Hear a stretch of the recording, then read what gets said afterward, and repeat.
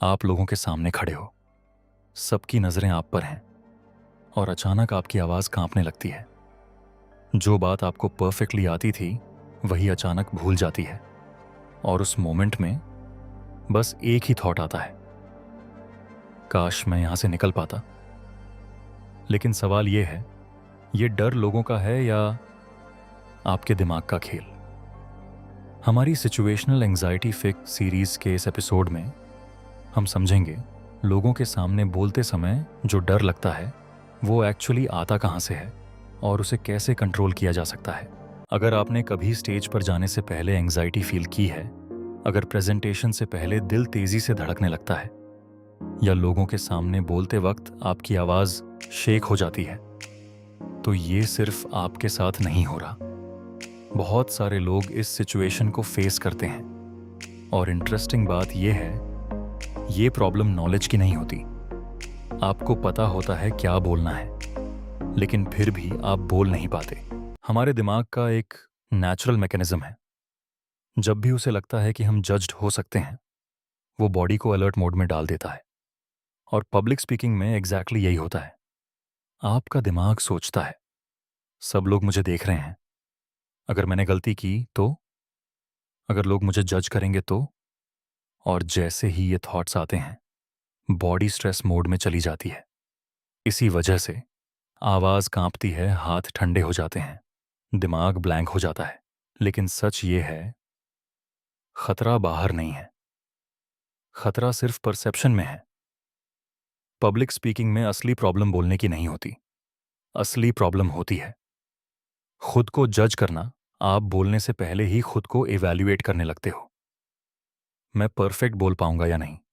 और जैसे ही ये प्रेशर आता है, आपका नेचुरल फ्लो टूट जाता है, क्योंकि आप बोल नहीं रहे होते, आप परफॉर्म कर रहे होते हो। अब सवाल ये है, इसे ठीक कैसे किया जाए? Step 1, start imperfectly on purpose. जब आप स्टेज पर जाने वाले होते हो, उस मौके पर दिमाग एक ही चीज चाहता है, मुझे परफेक्ट शुरुआत करनी है। आप हर शब्द पहले से सही बोलने की कोशिश करते हो और यही दबाव आपकी चिंता बढ़ा देता है। लेकिन कल्पना करो, अगर आप सचेत रूप से ये तय कर लो कि मुझे परफेक्ट शुरुआत नहीं करनी है, मुझे बस शुरू करना है, उस क्षण दबाव तुरंत कम हो जाता है, क्योंकि अब आप प्रदर्शन नहीं कर रहे, आप सिर्फ बोलना शुरू कर रहे हो। और रोचक बात यह है, लोग आपकी परफेक्टता से नहीं, आपकी असलियत से जुड़ते हैं। Step 2, first 10 seconds focus rule. जब आप बोलने के लिए खड़े होते हो, आपका दिमाग एक साथ पूरी स्पीच सोचने लगता है, मुझे ये भी बोलना है, फिर वो भी, अगर भूल गया तो। और इसी ओवरलोड की वजह से आपका माइंड ब्लैंक हो जाता है। लेकिन एक छोटा सा शिफ्ट इसको बदल सकता है। अगली बार जब आप स्टेज पर जाओ, पूरी स्पीच के बारे में मत सोचो, सिर्फ पहले 10 सेकेंड्स के बारे में सोचो, बस शुरुआत के वर्ड्स। जब वो 10 सेकेंड्स निकल जाते हैं, आपका दिमाग धीरे धीरे सेटल होने लगता है और फिर बाकी वर्ड्स अपने आप फ्लो में आने लगते हैं। Step 3, I focus technique. जब आप भीड़ को देखते हो, आपका दिमाग उसे जज करने वाली ऑडियंस के रूप में देखता है और उसी पल चिंता बढ़ने लगती है। लेकिन सोचिए, अगर आप पूरे भीड़ को देखने की बजाय सिर्फ एक या दो लोगों पर फोकस करें जो शांत दिख रहे हों, उस पल आपका दिमाग पूरी भीड़ को छोटे, संभालने योग्य हिस्सों में बांट देता है। अब वे 100 लोग नहीं लगते, वो सिर्फ 2 या 3 इंसान लगते हैं और अचानक आपका डर नियंत्रण में आने लगता है। स्टेप 4,